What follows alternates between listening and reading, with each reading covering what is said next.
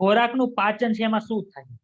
Sir પાચન કરવાની જરૂરિયાત શું કામ પડે? આપણે લાસ્ટ લેક્ચર ની અંદર ભણ્યા હતા કે આપણે ખોરાક ખાઈ ત્યાંથી ક્યાં જાય? તો અન્નળીમાં જાય ને આ અન્નળી શેની બનેલી છે? ત્યાંથી જઠરમાં જાય. જઠરની ઉપરની બાજુએ શું હોય, નીચેની બાજુએ શું હોય, એના કેટલા પાર્ટ છે એ જોયા હતા. ખોરાકને જઠરમાંથી આંતરડામાં જતો રોકવા માટે કયો વાલ્વ આવેલો હોય એ આપણે જોયો હતો. એમાંથી પછી ગયા હતા નાના આંતરડામાં. નાના આંતરડાના 3 ભાગ છે એ ભણ્યા હતા. ત્યાંથી ગયા હતા મોટા આંતરડામાં. મોટા આંતરડાના 3 ભાગ છે એ પાછા જોયા હતા.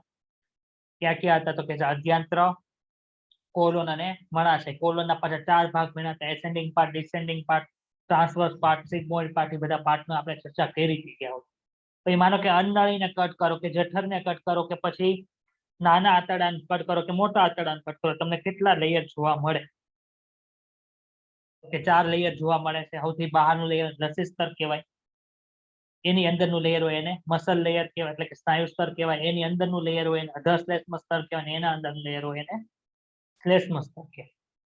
હવે આપણે બધો ખોરાક ખાઈએ છીએ, કોને ટચ કરે? કયા લેયરને ટચ કરે? તો કે સર એ શ્લેષ્મ સ્તરને ટચ કરતો હોય છે.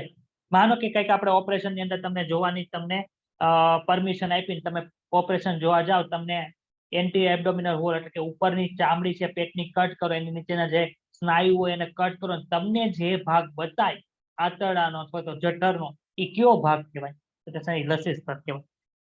મેં મારા ડિસેક્શનની આકૃતિ તમને બતાવી, તો જ ફોટોગ્રાફ બતાવ્યા હતા.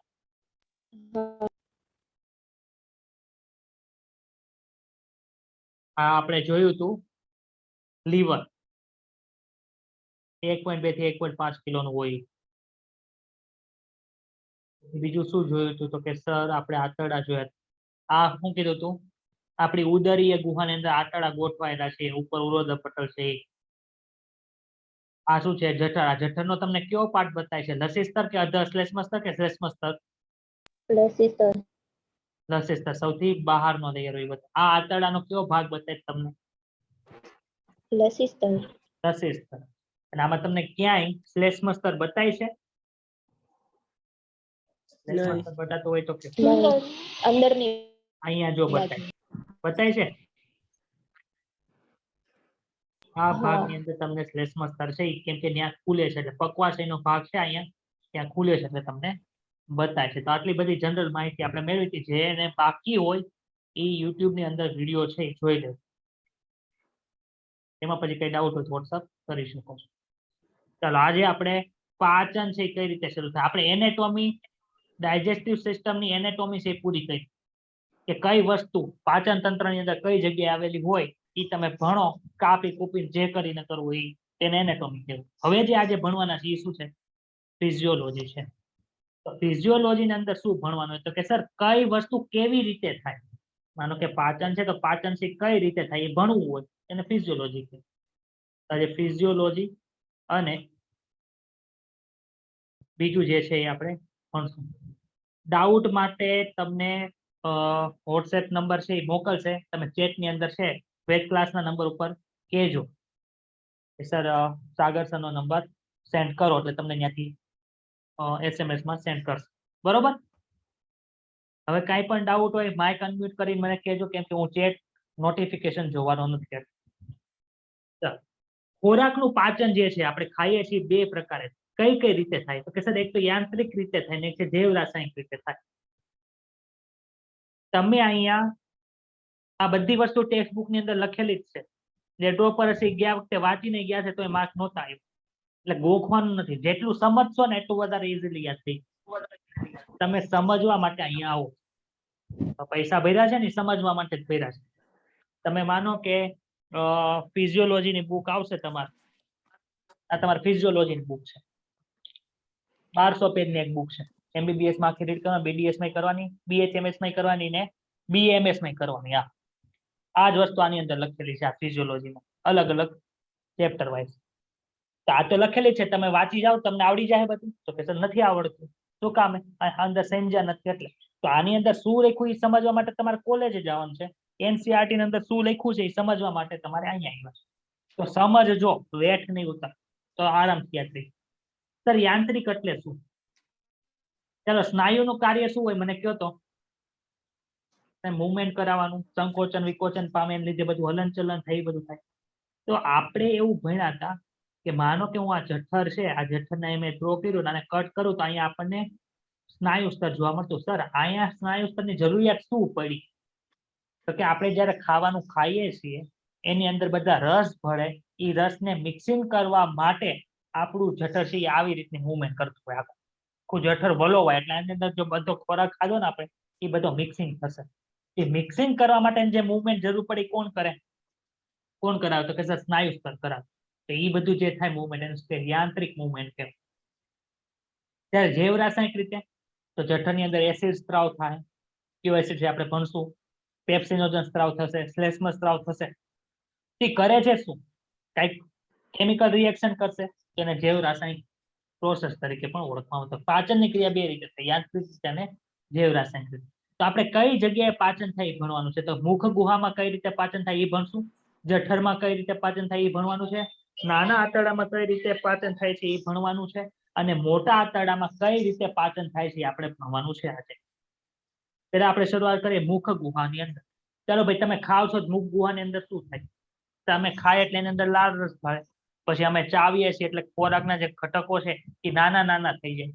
તમે બિસ્કિટ કે રોટલી ખાધા થોડીક વાર વધુ ચાવો, તમને ગળું વધારે લાગે. એનું રીઝન શું છે આપણે પણ કે ખોરાકને ગળવો અને ચાવવો એ બંને ક્રિયા ક્યાં થાય? મુખ ગુહાની અંદર. મુખ ગુહાની જે લાળ છે, આપણે જે લાળ રસ કહીએ છીએ, એની અંદર બે વસ્તુ આવેલી હોય કે શ્લેષ્મ છે. શ્લેષ્મ શું કરશે? તો કે સર ખોરાકના જે બધા ઘટકો છે ને એને વેરાઈ જતા અટકાવશે ને બધાને એકબીજા સાથે ચોંટાડે છે અને ભીનો બનાવે, જેને લીધે એ ખોરાક છે એ અન્નનળીમાંથી સીધો ઉતરી અને જઠરમાં પહોંચી.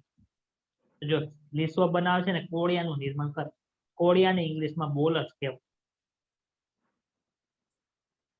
કોળિયો છે ડાયરેક્ટ નથી જતું ઉતરતો. કોળિયો છે સ્નાયુના ક્રમિક સંકોચનથી અન્નનળીની અંદર જાય છે. અને આ જે ક્રમિક સંકોચન થાય એને શું કહેવાય? પરિસંકોચન કહેવાય. તમારી અન્નનળી અત્યારે કઈ ખાતા નથી ને તો કેવી હશે ખબર છે? આવી હશે, એકદમ સંકોચાઈ ગયેલી હોય, એની વચ્ચે જગ્યા ન. પરંતુ તમે કોઈ કોળિયો ખાધો તો કોળિયોને અંદર ઉતારવા માટે આવી રીતે થઈ ગઈ. અહીંયા શું પ્રેઝન્ટ હશે? અહીંયા શું છે? કોળિયો. કોળિયો તો ઉપર નો આવે, ક્યાં જાય? નીચે જાય. નીચે જવા માટે શું થાય? તો કે સર આ ઉપરના જે સ્નાયુઓ છે ને એ સંકોચાશે, નીચેના સ્નાયુ છે એ કેવા થશે? વિકોચન પામશે. એટલે કોળિયો છે એ ક્યાં જાય? નીચેની બાજુએ મૂવ થાય. થોડીક વાર પછી તમે જોશો તો કોળિયો ક્યાં વયો ગયો? તો કે સર કોળિયો તો નીચે વયો ગયો, આ રીતે નીચે વયો ગયો. આ રીતનું જે સંકોચન થાય એને શું કહેવાય? પરિસંકોચન તરીકે ઓળખવામાં આવે છે. એટલે ખબર પડી? ડાઉટ છે તો તમને એમ પૂછે કે તમે કોળિયો ખાધો એ ડાયરેક્ટ ક્યાં ગયો? જઠરમાં. આમને વહી ગયો? તો કે સર નહીં, સ્નાયુ જે અન્નનળીમાં રહ્યા છે પરિસંકોચન પામે છે, એને લીધે જે આપણો ખોરાક છે એ ક્રમિક રીતે નીચે જાય છે. ડાઉટ છે આમાં?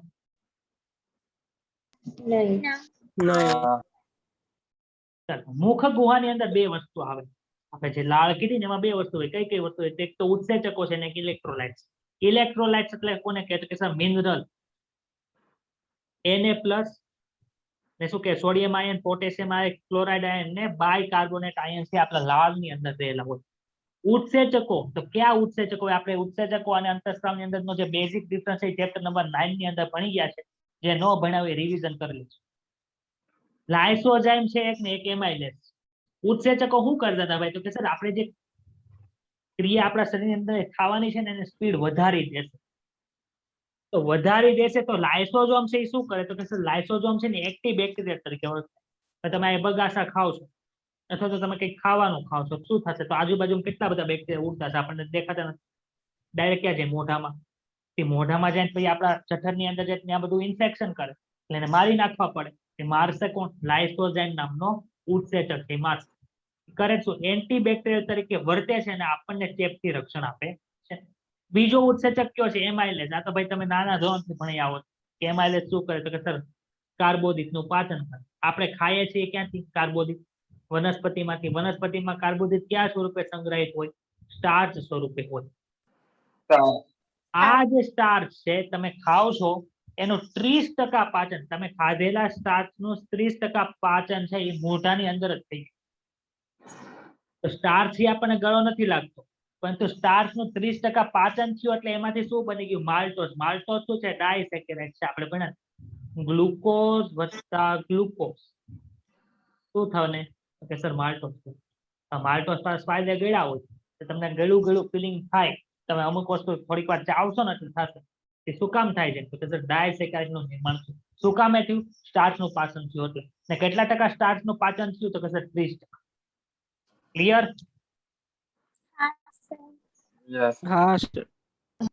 અહીંથી ખોરાક નું એટલું કામ પતી. હવે ખોરાક ગયો કે અન્નનળીમાં. અન્નનળીમાં કઈ પાચન થાય તો કે સર ન થાય. કેમ કે શું કરે? ખાલી મુખમાંથી ખોરાકને જઠર સુધી પહોંચાડવાનું કામ કરે.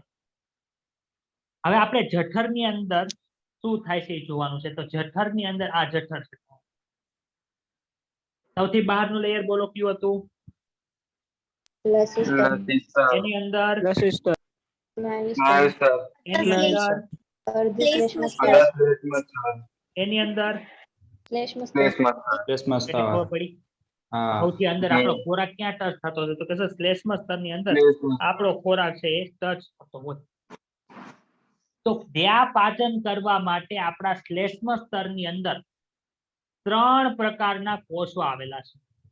ક્યાં ક્યાં 3 પ્રકારના કોષો છે? આપણી જે 3 પ્રકારના કોષો છે ને એક પ્રકારની ગ્રંથિ બનાવી. આ ગ્રંથિ છે ને આવી રીતે. આને શું કહેવાય? જઠરીય ગ્રંથિ અથવા તો ઇંગ્લિશમાં એને ગેસ્ટ્રિક ગ્લેન્ડ કહેવાય. આ ગેસ્ટ્રિક ગ્લેન્ડ ક્યાં હોય? તો કે સર આ ગેસ્ટ્રિક ગ્લેન્ડ છે એ આપણા જઠરનું જે લસિસ્તર હતું એની અંદર જે સ્નાયુસ્તર હતું એની અંદર જે અર્ધશ્લેષ્મ સ્તર જોવા મળતું એની અંદરની બાજુ જે શ્લેષ્મ સ્તર હતું કે જ્યાં આપણો ખોરાક ટચ થાય એ શ્લેષ્મ સ્તરની અંદર પ્રેઝન્ટ હોય. એની અંદર કેટલા કોષ છે? 3 કોષ.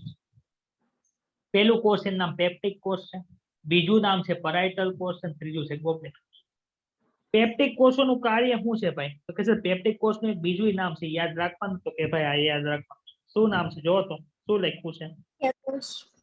શું કામ મુખ્ય કોષ નામ આપ્યું? સર એને મુખ્ય કોષ નામ શું કામ આપ્યું? અને બીજું નામ શું કામ ન આપ્યું? તો કે આપણા જઠરની અંદર એક જ વસ્તુનું પાચન થાય છે.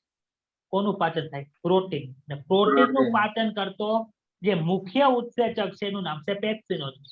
આથી પ્રોટીનનું પાચન કરતા મુખ્ય ઉત્સેચકનું સ્ત્રાવ જેના દ્વારા થાય એને શું કહેવાય? મુખ્ય કોષો કહેવાય. એટલી ખબર પડી? એનું નામ શું આપ્યું આપણે? મુખ્ય કોષો નામ આપ્યું. તેનો સ્ત્રાવ કરે પેપ્સિનોજનનો. બીજા કયા કોષો છે? તો કે સર બીજા કોષો છે એનું નામ છે પરાઇટલ કોષ. એનું બીજું નામ છે ઓક્ઝેન્ટિક કોષો. ઓક્ઝેન્ટિક કોષો કોનો સ્ત્રાવ કરે? સર 2 વસ્તુનો સ્ત્રાવ કરે. કઈ કઈ 2 વસ્તુ છે? તો કે સર પહેલી વસ્તુ છે એનું નામ છે HCl, હાઇડ્રોક્લોરિક એસિડ. તમે બધા જાણો છો. તમને જે ગળામાં બળવા મળે યાને લીધે બળ કે વધુ પ્રમાણની અંદર સ્ત્રાવ પામ્યો હોય. અને બીજું છે એનું નામ છે અંતર્ગત કારક, જેને ઇંગ્લિશની અંદર ઇન્ટ્રિન્સિક ફેક્ટર ઓફ કાસલ કહેવાય.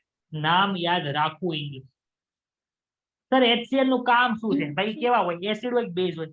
HCl છે એસિડ હોય કે બેઝ હોય? એસિડ હોય. તો જઠરની એસિડ. માધ્યમ પૂરું પાડવા માટે HCl જવાબદાર છે. હવે માનો કે અમુક બેક્ટેરિયા છે મોઢામાં લાઇસોઝોમ નાખ્યું હતું તોય તે નહોતા મરે, તોય જઠરમાં આવી ગયા, તેને મારવા હોય તો કોણ મદદરૂપ થાય? HCl છે મદદરૂપ થાય. કેટલા કાર્ય ભણ્યા? એસિડિક માધ્યમ પૂરું પાડે, બીજું શું કરે? બેક્ટેરિયાને મારે, અને ત્રીજું કામ આ જે પેપ્સિનોજન છે ઈ પેપ્સિનોજનને પેપ્સિનમાં કન્વર્ટ કરવાનું કાર્ય જે છે એ કોણ કરે છે? HCl કરે. જો અહીં લખો પેપ્સિનોજનમાંથી પેપ્સિનમાં કન્વર્ટ કરવાનું કામ. ભાઈ તમારે પ્રોટીનનું પાચન કરવું છે ને તો પેપ્સિનોજન ન કરે, પેપ્સિન જ કરે. શું કામે? તો પેપ્સિનોજન હોય ક્યાં? બને ક્યાં? સર ગેસ્ટ્રિક ગ્લેન્ડમાં. આપણે કોષની અંદર પ્રોટીન હોય આપણે ભણી ગયા. જો ન્યાન્ય એક્ટિવ થઈ ગયું હોત તો શું થાય? આપણા કોષની અંદર જે કોષરસ પટલની અંદર જે પ્રોટીન છે એને તોડી ફોડી નાખે, બધું મરી જાય. આથી ત્યાં કેવું હોય? પેપ્સિનોજન. પેપ્સિનોજન સ્વરૂપે જ સ્ત્રાવ પામે. ક્યાં? જઠરીય ગુહાની અંદર. આપણે અવકાશ જે જોયો હતો ને એની અંદર. ત્યાં કોણ એક્ટિવેટ કરશે? તો HCl એક્ટિવેટ કરશે ને એનું નામ શું થઈ જાય? પેપ્સિન થઈ જાય. અને આ પેપ્સિન છે એ તોડફોડનું કામ કરશે. કોને તોડશે? કાર્બોદિતને, ન્યુક્લિક એસિડને કોને તોડશે? તો કે સર એ તોડશે પ્રોટીન. સર આ અંતર્ગત કારણ ઇન્ટ્રિન્સિક ફેક્ટર ઓફ કાસલ આપ્યું છે એનું કામ શું છે? તો કે સર આપણે જે ખાઈએ એમાં જે વિટામિન B12 હોય એનું શોષણ થાય. માનો કે તમે વિટામિન B12 ની ગોળી ખાધી, ક્યાંક તો શોષણ પામશે ને, ક્યાં શોષણ પામશે? તો કે સર ઈ શોષણ પામે છે જઠરની અંદર, ને કોના દ્વારા? ઇન્ટ્રિન્સિક ફેક્ટર ઓફ કાસલ. તો વિટામિન B12 નું કામ શું છે? તો કે સર એ વિટામિન B12 છે એ આરબીસી ના નિર્માણની અંદર આપણને મદદ કરે. તમને એમ પૂછે નીચેનામાંથી કયા કોષો આપણને આરબીસી ના નિર્માણની અંદર મદદ કરે છે? પેપ્ટિક કોષો, મુખ્ય કોષો, ઓક્ઝેન્ટિક કોષો કે ગોબલેટ? ઓક્ઝેન્ટિક કોષો. ખબર પડી? ડાઉટ છે? હવે આપણને બધાને ખબર છે આપણા ઘરે બાથરૂમ સાફ કરવા માટે આપણે શું યુઝ કરીએ? એસિડ યુઝ કરીએ. એ આપણી ચામડી ઉપર પડ્યું હોય તો અતિ મંદ એસિડ છે, જો પણ ચામડી ઉપર પડે તો આપણને બળતરા થાય. તો આ તો કેવું એસિડ આવશે?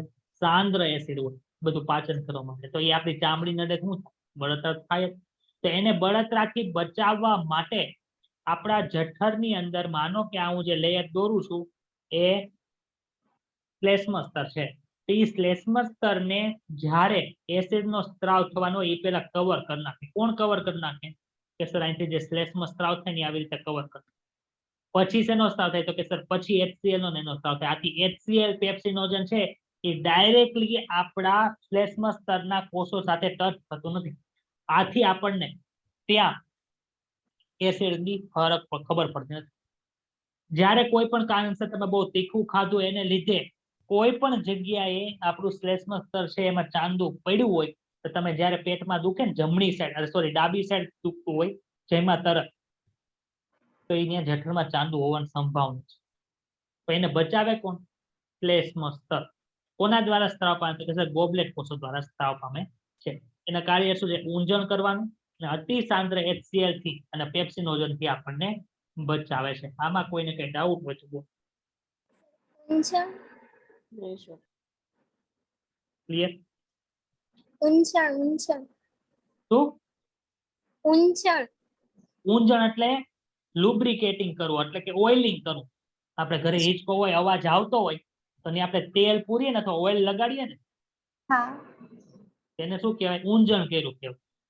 લુબ્રિકેશન નું કામ કરે, એટલે કે ઘર્ષણથી બચાવે. ખોરાક છે એમાંથી પસાર થશે, નાના આંતરડામાં જશે તો ત્યાં ઘર્ષણ ન થાય, એના માટે એ જવાબદાર છે.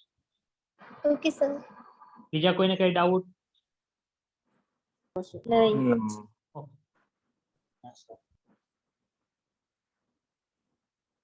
હવે આપણે તો ત્યાં કઈ કઈ ગ્રંથિ છે એ ભણ્યા. હવે ગ્રંથિના કાર્ય શું છે જોઈએ.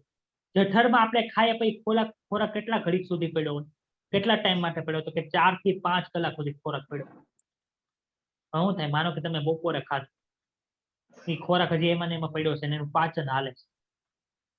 હજી 2 વાગે તમે જેમ 4:30 વાગે તમે સુઈ જાય, તમને ભૂખ પાછી લાગી, તમે પાછું ખાધું, તો તમે પછી જે ખાવ છો એ ખોરાક કોની હારે મિક્સ થશે? કે જે 2 કલાકથી ત્યાં પાચન થતો તેની.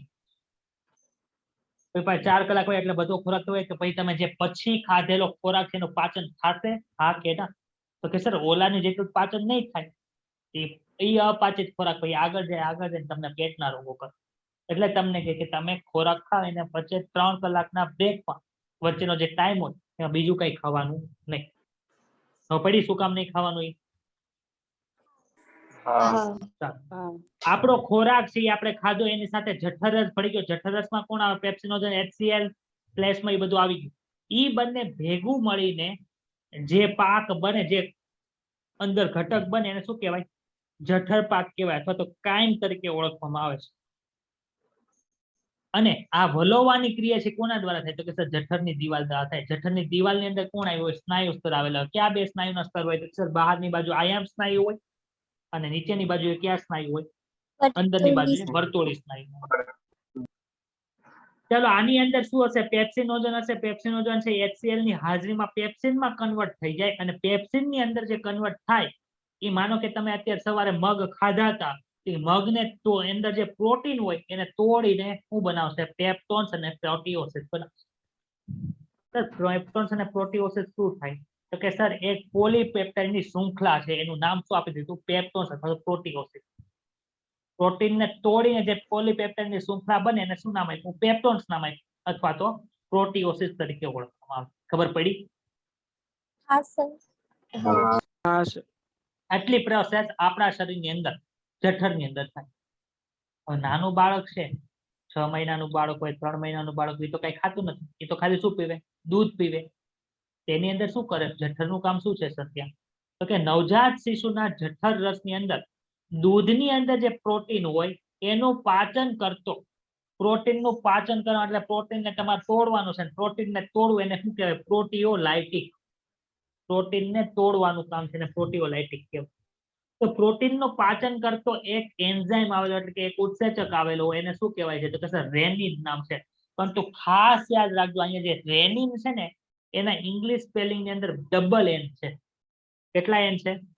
આગળ 19મા ચેપ્ટરમાં રેનિન પાછું આવશે, એમાં સિંગલ એન આવે અહીં વચ્ચે, અહીંયા ડબલ એન છે. ખાસ ખાસ ખાસ યાદ રાખજો.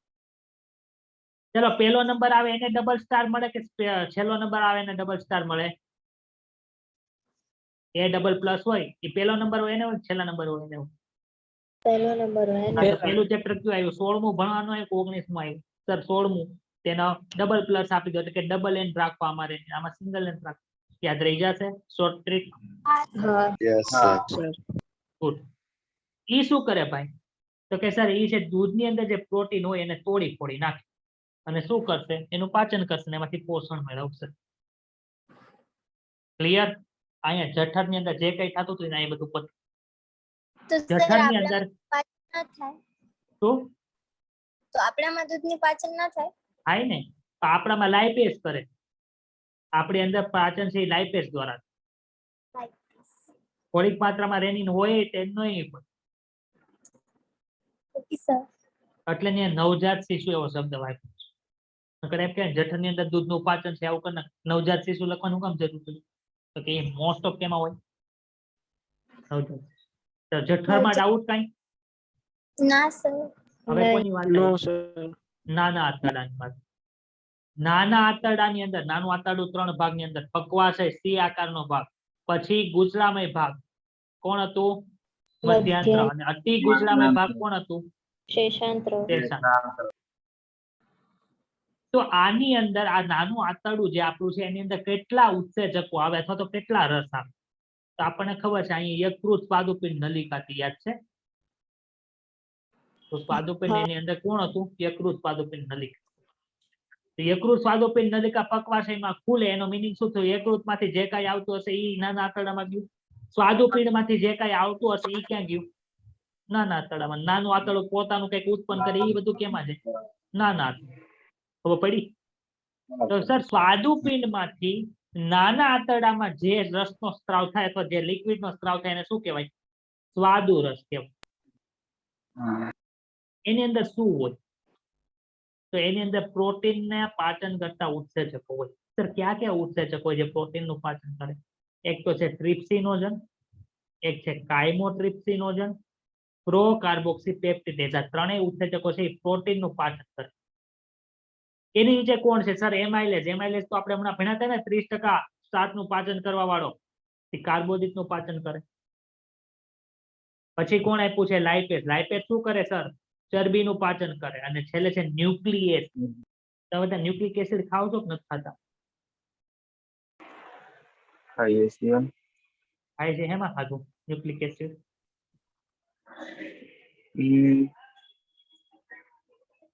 ન્યુક્લિક એસિડ ખાધું તો શેમાં? કોઈ બી ખોરાકમાં હોય જ ન્યુક્લિક એસિડ. Very good.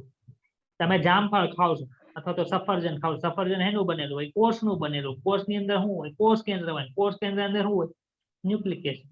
આજે ન્યુક્લિક એસિડ ખાલી માંસાહારી માણસો નથી ખાતા, શાકાહારી ખાય. કઈ રીતે? આપણે ગમે એ ખાઈ કોષ જ ખાય છે ને. વનસ્પતિ કોષ ખાય. વનસ્પતિ કોષની અંદર કોષ કેન્દ્ર હોય ને એની અંદર ન્યુક્લિક એસિડ હોય. તમે બધા ડીએનએ આરએનએ ખાવ છો તેને તોડવું તો પડે ને. કોના દ્વારા છૂટે? ન્યુક્લિયસ દ્વારા છૂટે. ક્લિયર થયું? આ બધું સ્વાદુ રસ દ્વારા આવે. બીજું કોણ છે સર? પિત્તરસ.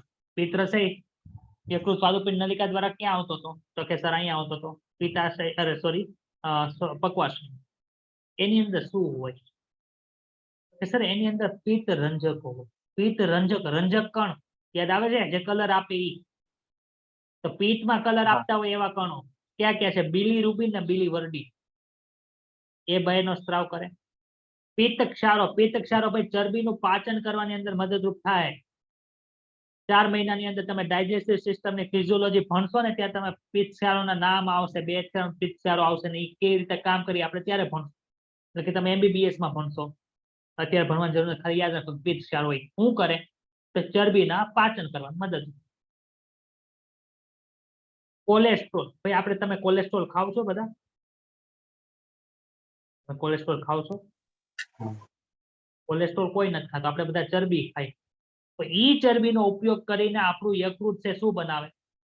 કોલેસ્ટ્રોલ બનાવે. યકૃતમાંથી કોલેસ્ટ્રોલ બનતું હોય તેમાંથી સ્ત્રાવ પામતું હોય ને તો કોલેસ્ટ્રોલનો સ્ત્રાવ થાય. ફોસ્ફોલિપિડ ભાઈ, વન ટાઈપ ઓફ લિપિડ, એનો પણ સ્ત્રાવ કોણ કરે છે? યકૃત કરે છે. એટલે કે યકૃતમાં જે રસ બને એને પિત્ત રસ કહેવાય, એના રસ. પરંતુ ખાસ યાદ રાખજો આમાંથી કોઈ ઉત્સેચક છે? નથી. તો પિત્ત રસની અંદર કોઈ પણ જાતના ઉત્સેચકો આવેલા હોતા નથી. પ્રશ્ન પૂછાશે જો આ પિત્ત ક્ષારો છે શું કામ કરે? તો કે સર ચરબીને તોડીને નાના ટુકડાની અંદર ફેરવવામાં મદદરૂપ થાય છે. અને લાઇપેઝ, જે આપણે લાઇપેઝ જોયો હતો ને એ કેવો હોય? નિષ્ક્રિય હોય, પણ એને સક્રિય કરવાનું કામ કોણ કરે? પિત્ત રસ કરે. ડાઉટ? ત્રીજું, આંતરડા પોતે પોતાનો રસ કરે. કેમ કે આપણે ભણ્યા હતા કે શ્લેષ્મ સ્તરમાં, અધર શ્લેષ્મ સ્તરની અંદર જે ગ્રંથિઓ આવેલી હતી, પક્વાશયની અંદર જે બ્રુનરની ગ્રંથિ હતી, પછી બીજી એક ગ્રંથિ આપણે લીબરકુંજની ગુહાઓ જોઈ હતી. કયા ભાગની અંદર હતી? નાના આંતરડા, મોટા આંતરડા, જઠર કે અન્નળી? બોલો, ગયા લેક્ચરમાં ભણી ગયા. નાના આંતરડા. નાના આંતરડામાંથી. લીબરકુંજની ગુહાઓની અંદર આપણે કેમ જઠરની અંદર ગેસ્ટ્રિક ગ્લેન્ડ હતી, એવી રીતે આની અંદર પણ ઘણા બધા કોષો આવેલા હોય. ઈ કોનો સ્ત્રાવ કરે? તો કે આંતરડાની અંદર આવ્યા છે જે રસનો સ્ત્રાવ થાય એને આંતરરસ કહેવાય. આંતરરસનું બીજું નામ છે સક્કસ એન્ટેરિકસ. ખાસ યાદ રાખો. કોનો સ્ત્રાવ કરે? ડાયસેકેરાઇડ, લાઇપેઝ, ડાયપેપ્ટિડેઝ અને ન્યુક્લિયોસાઇડેઝ નો સ્ત્રાવ. આ બધા નામ તમને હમણાં ભણશો એટલે બધા યાદ રહી જાય, ચિંતા ન. હવે માનો કે સ્વાદુ રસને કામ કરવું છે, પિત્ત રસને કામ કરવું છે, આંતરરસને કામ કરવું છે, તો આપણે જઠરમાંથી આવતો ખોરાક કેવો છે? એસિડિક છે કે બેઝ? એસિડિક છે, કેમ કે HCl. પરંતુ જો સ્વાદુ રસને તમારે એક્ટિવેટ કરવું હોય, પિત્ત રસને એક્ટિવેટ કરવું હોય, આંતરરસને એક્ટિવેટ કરવું હોય, તો બધાને કાર્ય કરવા માટે એસિડ માધ્યમ જરૂર નથી. કેવું માધ્યમ જરૂર છે? બેઝિક માધ્યમ જરૂર છે. તો એ તમારે બધું બેઝિક કરવું પડશે. કોણ કરશે બેઝિક?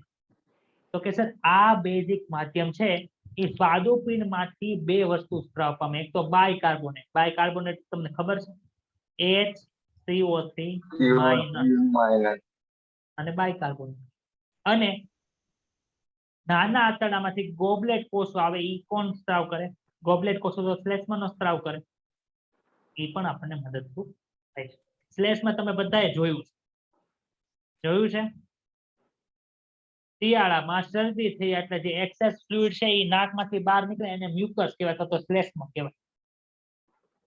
ખબર પડી? હા સર. મ્યુકસ કે એટલે તમને બધાને ખબર છે શ્લેષ્મ શું છે. અહીંયા આપણે હવે વાત કરી અલગ અલગ અંગોમાંથી કયા કયા રસનો સ્ત્રાવ થાય. તો પેલા આપણે સ્વાદુ રસનું ભણશું, પછી પિત્ત રસ, અને પછી પિત્ત રસની કઈ બહુ માહિતી આપણને આપી જ નથી કેમ કે મેં ઉત્સેચકો.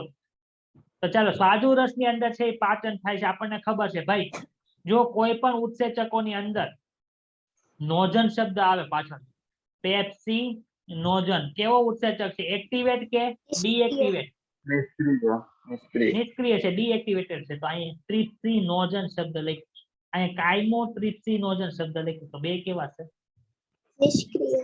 કોઈ પણ ઉત્સેચકની આગળની બાજુએ પ્રો શબ્દ લાગે તો એ પણ નિષ્ક્રિય હોય. જો અહીં પ્રો લખ્યું છે, એ કેવો હશે? ખબર પડી? અને સક્રિય કરવા પડે. જઠરની અંદર સક્રિય કોણ કરતું હતું? HCl. અહીંયા કોણ કરે છે? તો કે સર અહીંયા આપણું જે પક્વાશય છે એનું જે શ્લેષ્મ સ્તર છે એમાંથી એન્ટેરોકાઇનેઝ નો સ્ત્રાવ થાય. આ એન્ટેરોકાઇનેઝ છે ઈ ટ્રિપ્સિનોજનને ટ્રિપ્સિનની અંદર ફેરવે છે. આ ટ્રિપ્સિન કાઇમોટ્રિપ્સિનોજન ને પ્રોકાર્બોક્સીપેપ્ટિડેઝ ને શું કરે છે? એક્ટિવેટ કરે છે. કાઇમોટ્રિપ્સિન અને પ્રોકાર્બોક્સીપેપ્ટિડેઝ માં ફેરવે.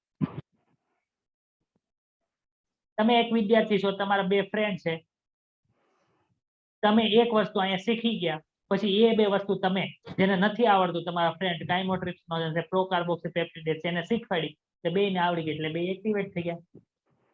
ખબર પડી? તો ટ્રિપ્સિનોજન sir. એક્ટિવેટ કોણ કરે? એન્ટેરોકાઇનેઝ. પરંતુ કાઇમોટ્રિપ્સિનોજન અને પ્રોકાર્બોક્સીપેપ્ટિડેઝ ને એક્ટિવેટ કોણ કરે? ટ્રિપ્સિન કરે. આ બધા કરે હું પ્રોટીનનું પાચન. તો જો અહીં લખ્યું ટ્રિપ્સિન, કાઇમોટ્રિપ્સિન અને કાર્બોક્સીપેપ્ટિડેઝ શું કરશે? અમુક પ્રોટીન હજી કઈ જઠરમાં પાચન થયા વગરના આવી ગયા છે, પ્રોટીનનું પાચન થઈને બનેલી પ્રોટીઓસિસ ને પેપ્ટોનની શૃંખલા, એને બધાને તોડી અને ડાયપેપ્ટાઇડ બનાવે. ભાઈ ડાયપેપ્ટાઇડ એટલે શું? યાદ છે કોઈને? NH2C, અહીંયા કોઈ પણ એમિનો એસિડ, અહીંયા H, અહીંયા C, O, અહીંયા બીજો N, H, C, R, COOH, અહીંયા H. અહીંયા તો પેપ્ટાઇડ બન. તો કે સર આપણે ભણ્યા હતા બે એમિનો એસિડ જોડાઈને જે બનાવે એને શું કહેવાય? ડાયપેપ્ટાઇડ કહેવાય. ડાયપેપ્ટાઇડ બની ગયું. એટલે આખી મોટું પ્રોટીન હતું એને તોડીને તમે પોલીપેપ્ટાઇડની શૃંખલા બનાવી. ઈ પોલીપેપ્ટાઇડની શૃંખલાને આ ત્રણ ઉત્સેચકો ભાંગી તોડીને શું બનાવી નાખશે? બે એમિનો એસિડથી બનેલો ઘટક જેને ડાયપેપ્ટાઇડ કહેવાય.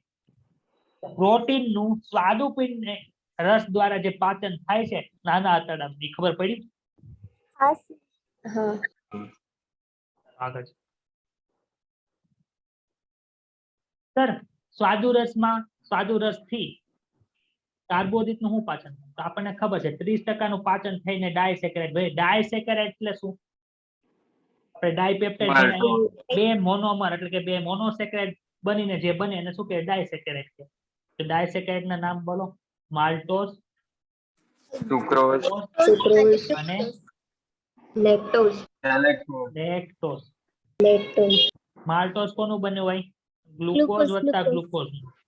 સુક્રોઝ કોનું બને? Glucose plus fructose. અને લેક્ટોઝ છે કેનું બને? Glucose plus galactose. લેક્ટોઝ શેમાંથી મળે? દૂધમાંથી. સુક્રોઝ શેમાંથી મળે? ખાટા ફળોમાંથી, તો ફળમાંથી.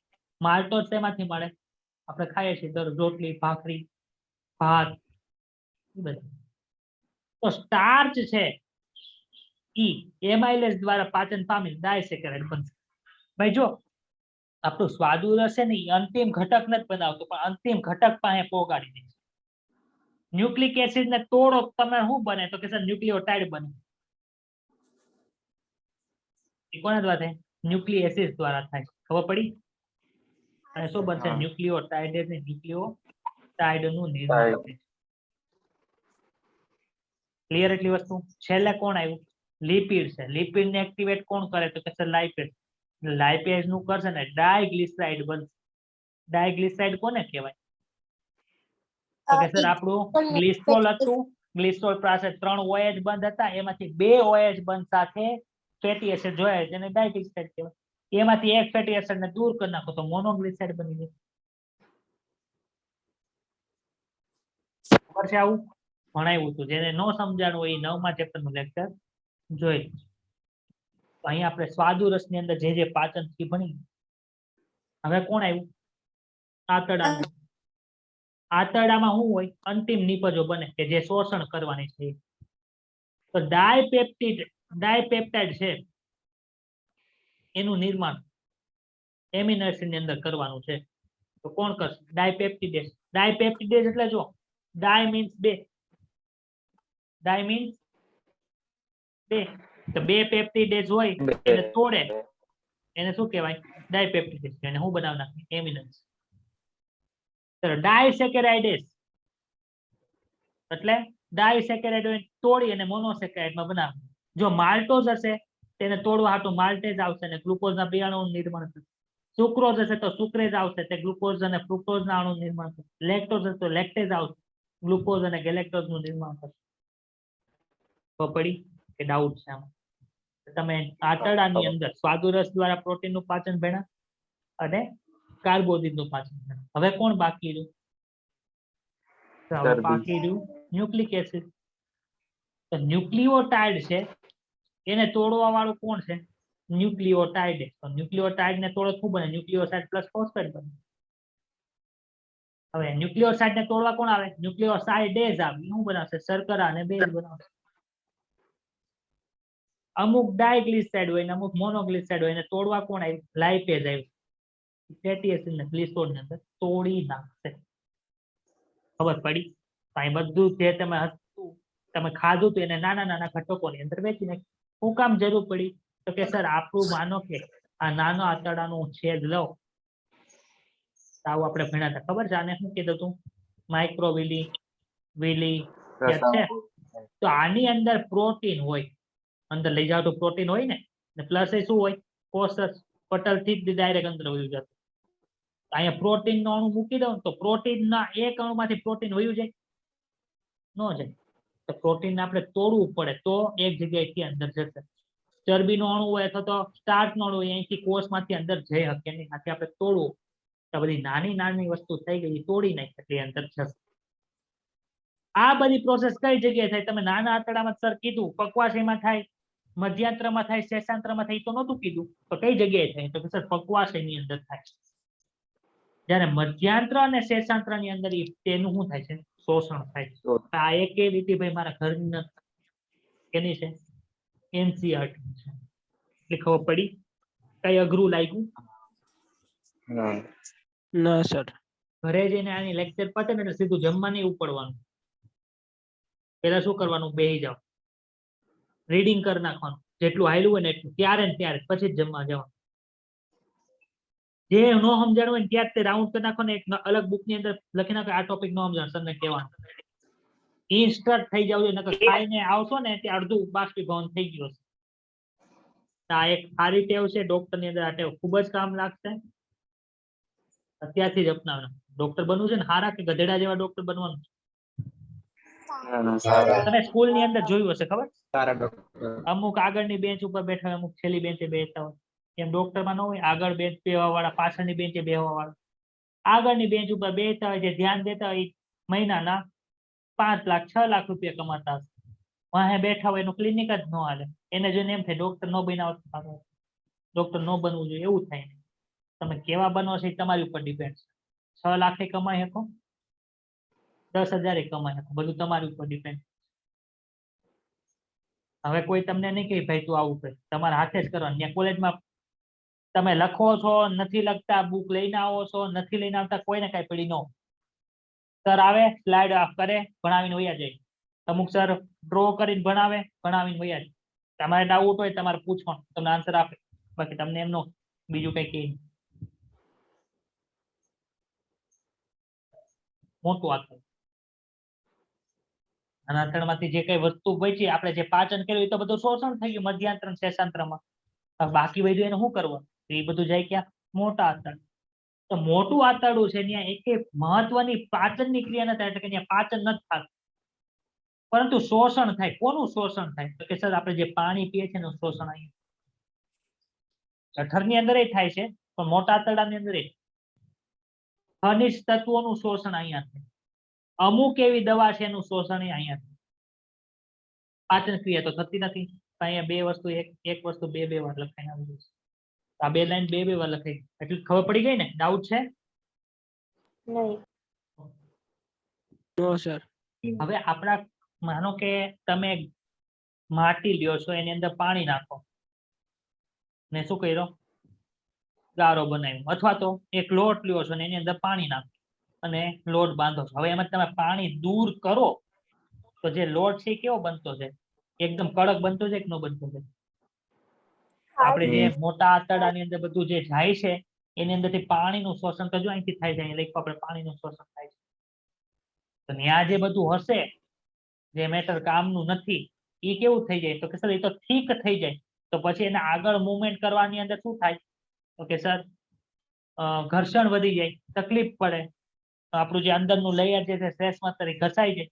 તો એનાથી બચવા માટે શ્લેષ્માનો સ્ત્રાવ ત્યાં થાય. કોણ કરે? ગોબલેટ કોષો કરે. બે વસ્તુ કાર્ય કરે શ્લેષ્મા. અપાચિત ખોરાકને એકબીજા સાથે જોડાયેલો રાખે, પ્લસ સરળ વહન કરાવે છે. અને જે ભાગ નકામો છે એને પછી મળાશયમાંથી બહાર કાઢવાનો. તો એ જે છે એને શું કહેવાય? મળ, અથવા તો ઇંગ્લિશ વર્ડ આપણે યાદ રાખો સ્ટૂલ. ડોક્ટર બનવાના છે, સ્ટૂલ શબ્દ યાદ રાખો તો ફીસીસ તરીકે પણ ઓળખવામાં આવે છે. એ પણ આપણે યાદ રાખો. ખબર પડી? ડાઉટ હોય તો બોલો. ના. ના સર.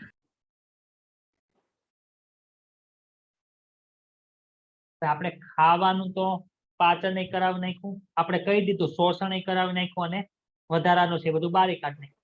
અચ્છા, શોષણ કઈ રીતે થાય ઈ સમજાવો ને. શોષણ આપણે ભણવાનું બાકી છે ને. આપણે ખાલી કીધું કે શોષણ થયું, પણ શોષણ તો આપણે ભણવાનું છે, કેવી રીતે થાય તો આપણે જોઈએ. ચલો ભાઈ, તમે સ્ટાર્ચ ને તોડીને શું બનાવ્યું છે? મોનોસેકેરાઇડ. માલ્ટોઝ. હા, મોનોસેકેરાઇડ બનાવ્યું. હાવ છેલ્લી વસ્તુ જેને આપણે શોષવાની છે ઈ. શું બનાવ્યું તું? મોનોસેકેરાઇડ બનાવ્યા હતા. ખબર છે ને, અલગ અલગ પ્રકારના. હા. હા. અહીં જો લખો ગ્લુકોઝ. પ્રોટીન ને તોડીને ભાઈ, પ્રોટીન ને તોડીને શું એમિનો બનાવ્યું? એસિડ. Amino acid. પછી ક્લોરાઇડ જેવા ઇલેક્ટ્રોલાઇટ આપણે ખાતા હોઈએ, મિનરલ મળે એમાંથી. તો થોડાક પ્રમાણમાં એમિનો એસિડ, ગ્લુકોઝ જેવા મોનોસેકેરાઇડ અને ક્લોરાઇડ જેવા ઇલેક્ટ્રોલાઇટ એ એની સાંદ્રતા અત્યારે તમે બધું ખાધું છે એટલે આ શું છે ખબર છે? આતરડું છે. આટલો ભાગ શું છે? આતરડું છે. કયું આતરડું છે ભાઈ? નાનો. તમે બધું ખાધું હોય તો અહીંયા એની સાંદ્રતા વધુ હોય કે ન હોય? કયો તો આપણે બધું નાખવાનું વધુ હોય. બ્લડ વેસલમાં નાખવાનું, રુધિર વાહિનીમાં. રુધિરમાં તો લોહી, ન્યાની સાંદ્રતા કેવી? ઓછી. ઓછી.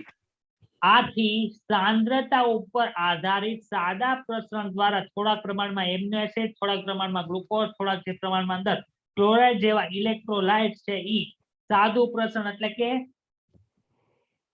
ઉર્જાના ઉપયોગ વગર છે અહીંયા જાય છે. ખબર પડી? હવે જો પેલા તો અહીં ઓછી સાંદ્રતા હતી, હવે અહીંથી અહીંયા ગ્લુકોઝ ને એ બધું ગયું તો અહીંયા વધારે સાંદ્રતા થઈ કે ન થઈ? હવે ગ્લુકોઝ અહીંયા આવી ગયા, એમિનો એસિડ ને એ બધું આવી ગયા. થાય આવું? સર હવે તો બ્લડ વેસલ ની અંદર સાંદ્રતા વધી ગઈ. હવે મારે ત્યાં એમિનો એસિડ નાખો, પણ અહીંયા આપણા આંતરડાની અંદર એમિનો એસિડ હોય, ગ્લુકોઝ હોય, એને પ્લસ હોય, એને સ્ટૂલમાં જવા દેવાય કે કામના છે, એને પાછળ શોષણ કરવા પડે? કામના છે. તો ભલે ને અહીંયા ભાઈ, તો અહીંયા તો સાંદ્રતા વધી ગઈ. હવે શું કરવાનું? તો કે સર હવે સક્રિય વહન કરો. એટીપી જરૂરી છે, તે એટીપી શક્તિ વાપરીને પણ આપણે એમિનો એસિડ, ગ્લુકોઝ, સોડિયમ જેવા આયનોને સક્રિય વહન દ્વારા બ્લડ વેસલ ની અંદર શું છે? રુધિર વાહિની, એમાં લઈએ છીએ. આ રુધિર વાહિની છે પછી બધે જાય ને બધે ફરજ બધાને આપ. ક્લિયર? આમાં ડાઉટ હોય તો બોલો. સર આમાં સાનુકૂલિત વહન નહીં આવે કે? એટલે સાદું પ્રસરણ હોય, સક્રિય વહન હોય, તેમાંથી અમુક છે એ સાનુકૂલિત વહનમાં થતું હોય. ફ્રુક્ટોઝ ની બધા હોય ને એ સાનુકૂલિત વહનમાં થતા. આ વસ્તુ તમે ખૂબ ડિટેલ ની અંદર આ સોડિયમ ની હારવાર ગ્લુકોઝ કેવી રીતે જાય, કેવી રીતે થાય, એ બધું તમે બહુ જ ડિટેલ ની અંદર ભણવાનું આવશે એમબીબીએસ. અત્યારે ખાલી એટલું યાદ રાખો. Okay sir. ક્લિયર? કેમ કે આપણને એનસીઆરટી પ્રમાણે લખે તો માર્ક આપે. હું આગળ તમને આખી પ્રોસેસ છે એ સમજાવું, તમને પણ અત્યારે કામની હું છે. તમારો ટાઈમ બગડશે. ફિઝિક્સમાં એટલા દાખલા ઓછા સોલ્વ થશે, કેમેસ્ટ્રીમાં અડધો ચેપ્ટર ઓછું રચાશે. કોઈને કઈ ડાઉટ છે? કઈક બોલે છે કોક? ના સર. નિશાબેન માઇક બંધ રાખજો તમારું. હવે બાકી કોણ રહ્યું? ફેટી એસિડ ને ગ્લિસરોલ. ફેટી એસિડ અને ગ્લિસરોલ છે ને એ મોટા અણુ છે, એ ડાયરેક્ટ છે ને રુધિર વાહિની ની અંદર જાય જ. નાખવાના છે. આપણે કીધું તું નાના નાના ગોળકોની અંદર રૂપાંતરણ કરવાનું. આપણે હમણાં જ ભણાવ્યું હતું કે નાના નાના ગોળકોની અંદર રૂપાંતરણ કરવામાં મદદરૂપ કોણ થાય? પિત્ત ક્ષારો છે એ આને મદદરૂપ થાય ને આ જે પ્રોસેસ એને શું કહેવાય? તૈલોદીકરણની પ્રોસેસ કહેવાય. હવે આ પિત્ત ક્ષારો છે એ ફેટી એસિડ ને ગ્લિસરોલ ને નાના નાના બિંદુની અંદર એટલે કે નાના નાના ગોળકોની અંદર રૂપાંતરણ કરે છે. એ ગોળકો અહીંયા મેં દર્શાવ્યા છે. આ જે ગોળકો છે એને એક તો નામ આપવું પડે ને. શું નામ આપ્યું? મિસેલ્સ નામ આપ્યું. શું નામ આપ્યું? મિસેલ્સ. ચાલો અહીંયા હું દોરું છું નાનો. આ નાના આંતરડાનો કોષ છે. ભાઈ કયો કોષ હશે? શ્લેષ્મસ્તરનો, અધર શ્લેષ્મસ્તરનો, રસી સ્તરનો કે સ્નાયુ સ્તરનો કોષ હોય? બોલો. અહીં અવકાશ છે અંદરની બાજુ. તો આ સ્તર કયું હશે? કયો તો શ્લેષ્મસ્તર એટલે ખબર પડી. તો આ મિસેલ્સ છે ને હા. બધી અહીંયા હોય હો. નાની નાની નાની નાની બધી મિસેલ્સ છે અહીંયા. હવે આ બધી મિસેલ્સ છે એ ક્યાં જાય છે? તો કે સર નાના આંતરડાનો જે શ્લેષ્મસ્તરના કોષો હોય ને ત્યાં આવી. આ બધી મિસેલ્સ અહીંયા આવી. હવે ત્યાં શું થાય? આ તો ચરબીના ગોળકો છે ઈ પ્રોટીન થી આવૃત થઈ જાય. એટલે કે એની ઉપર કોનું લેયર નાખી દેવાનું આપણે? પ્રોટીન નું લેયર લગાડી દેવાનું. પ્રોટીન નું લેયર કોણ લગાડશે? સર અંતઃકોષ જાળવો એ પ્રોટીન બનાવે એ લગાડશે. તો આ ચરબીના નાના નાના ગોળકો અને મિસેલ્સ કીધા એ મિસેલ્સ એ શ્લેષ્મસ્તરના કોષોની અંદર વહી ગયા. ત્યાં એ પ્રોટીન થી આવૃત થઈ ગયું. તો કહેવાય શું? પ્રોટીન થી આવૃત ચરબીનું ગોળક. કહેવાય કે ન કહેવાય? આ જે જો અહીંયા બધા મિસેલ્સ હતા ને મિસેલ્સ જો અહીંયા વ્હાઇટ કલર થી દર્શાવે છે. એની ઉપર ગ્રીન કલર નો જે ભાગ છે શું છે? પ્રોટીન. તો આ પ્રોટીન થી આવૃત જે ચરબી ગોળકો છે નવું નામ આપી દીધું. શું નામ આપ્યું? કાયલોમાઇક્રોન. આ કાયલોમાઇક્રોન અહીંયા કોષ હોય એની આજુબાજુમાં ખબર છે આપણે કાલે જોયું હતું કે લસિકા વાહિનીઓ હાલતી હોય. એ લસિકા વાહિની અંદર છે એ મુક્ત થાય ને પછી એ આપણા હૃદયની આજુબાજુ શીરાની અંદર બધું તમે નામ સાંભળ્યું હશે. જેને હાર્ટ ની અંદર બ્લોકેજ આવે ને ચરબી વાળું ખાવાનું ના પાડે. ખબર?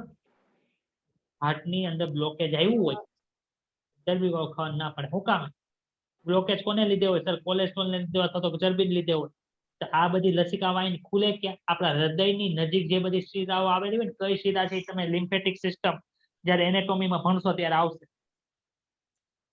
જગલર વેન ને એવું બધું આવશે. ત્યાં બધી આ ખુલે. તો ત્યાં જઈને સીધું જાય ક્યાં? શિરામાંથી રુધિર ક્યાં જાય? હૃદયમાં થાય. તો ચરબી બધી ગઈ ક્યાં? બ્લોકેજ ક્યાં થાય? હૃદયમાં. એટલે તમે ચરબી જ ખાવાનું બંધ કરી દો એટલે ખાઓ તો ઓછા પ્રમાણની અંદર ખાઓ. હૃદયની અંદર બ્લોકેજ થવાની સંભાવના ઓછી હોય. જેને થયું છે એને. Is this clear or not?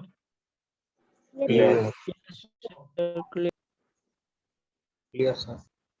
તો અત્યારે આપણે કેટલું ભણી ગયા ખબર છે?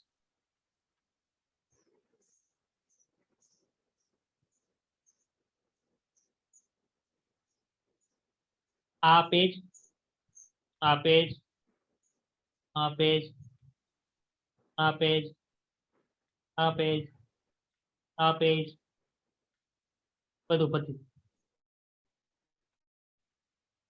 તમારે રીડિંગ કરીને આવવાનું થાય.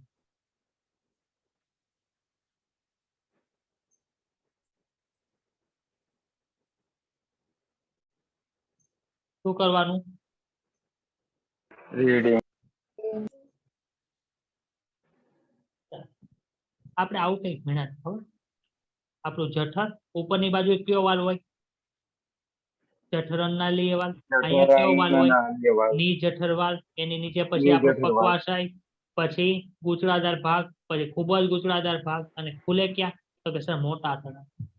તો જે જગ્યાએ મોટો આંતરડું ને નાનું આંતરડું જોડાય છે ત્યારે મોટા આંતરડાનો માં જે ભાગ રહ્યો છે ઈ પાછો નાના આંતરડાની અંદર ન જાય.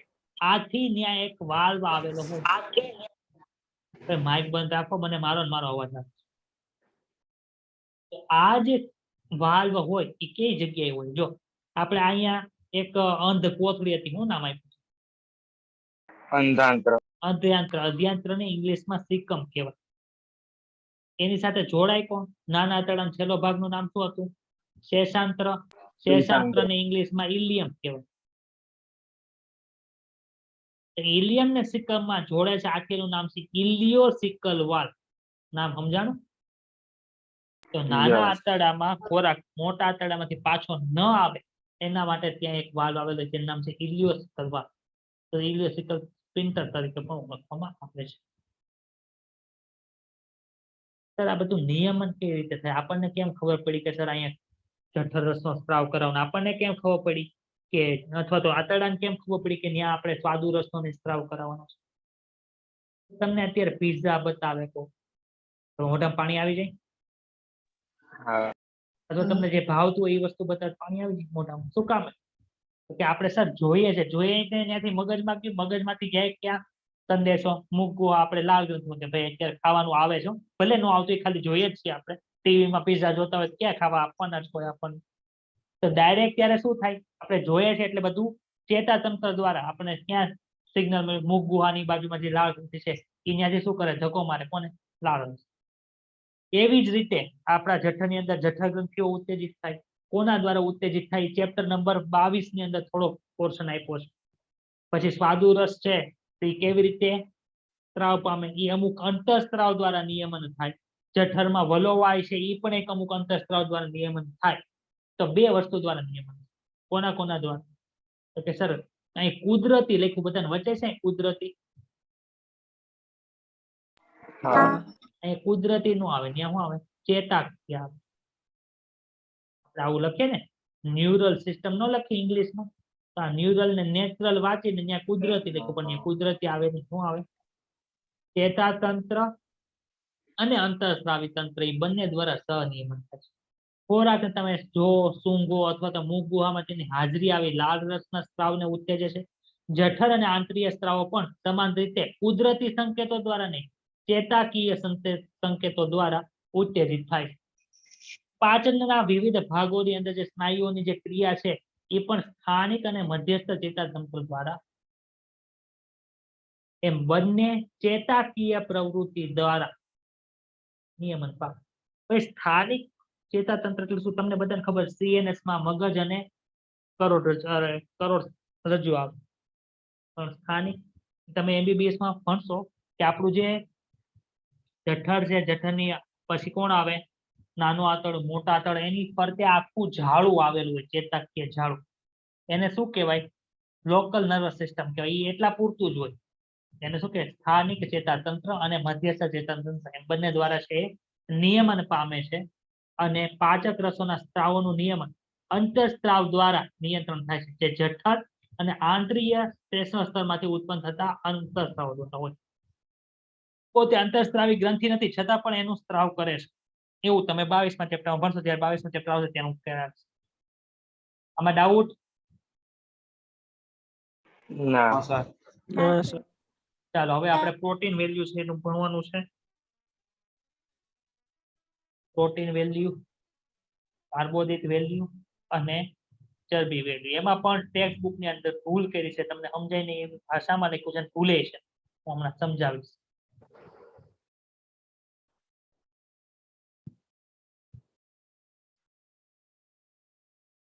આ ટોપિક એ કવર થઈ ગયા છે. પાચન પાચિત જે ઉત્પાદકો હોય એટલે ઉત્પાદનો હોય એનું શોષણ કેવી રીતે થાય. અહીંયા થોડીક માહિતી આપી. નાના આંતરડામાં કેનું શોષણ થાય, મોટા આંતરડામાં કોનું શોષણ થાય. જઠરની અંદર પાણીનું શોષણ થાય, આલ્કોહોલનું શોષણ થાય અને દવાઓનું પણ, અમુક દવાઓનું પણ શોષણ થાય. જીભમાં પણ દવાઓનું શોષણ થાય. મેઇન આલ્કોહોલિક જે દવા હોય એ થાય, તો મોટા ભાગે આલ્કોહોલનું શોષણ છે ત્યાં થાય છે વધારે. જઠર એ યાદ રાખો. એક અહીં શબ્દ આપ્યો છે એસિમિલેશન. એનો મિનિંગ શું? ભાઈ તમે અત્યારે પ્રોટીન ખાધું, એને તમે જઠરમાં તોડ્યું, નાના આંતરડામાં તોડ્યું, શું બનાવ્યું? એમિનેશન. એ એમિનેશન ને તમે ક્યાં લઈ ગયા? રુધિરવાહિનીમાં લઈ ગયા. એટલું તમે ભણ્યા. એ રુધિરવાહિનીમાં આપણે બધું નાખી દીધું એમિનેશન. એને કરવાનું શું હવે?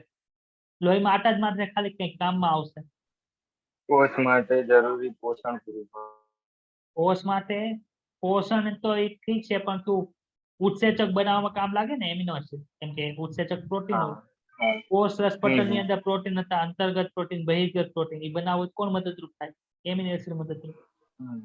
તો જે એમિનો એસિડ ને તમે ખાધા છે એનો ઉપયોગ કરીને તમે નવું વસ્તુ બનાવો ને એને શું કહેવાય? એસિમિલેશન કહેવાય, અથવા તો સ્વાંગીકરણ કહેવાય. જોઈ લખ્યું. અભિશોષિત પદાર્થો અંતે પેશીઓમાં જાય અને ત્યાં તે પ્રક્રિયાઓની અંદર વપરાય છે. એટલે કે નવી વસ્તુ બનાવવાની અંદર વપરાય છે. તો આ પ્રક્રિયા શું કહેવાય? એસિમિલેશન તરીકે ઓળખવામાં આવે છે.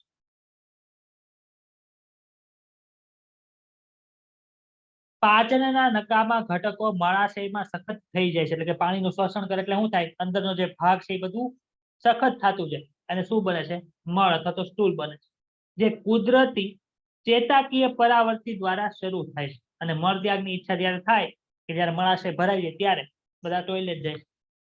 મળનો મળદ્વાર જે છે એટલે કે ત્યાં પણ એક સ્પિન્ટર આવેલો હોય એ બહાર નિકાલ છે એ એક ઐચ્છિક પ્રક્રિયા છે અને પરિસંકોચન દ્વારા શું થાય છે તરંગત સંકોચન થાય. પરિસંકોચન તો તમે ભણ્યા ને હમણાં ભણાવ્યું હતું અંદળીમાં એવી રીતે.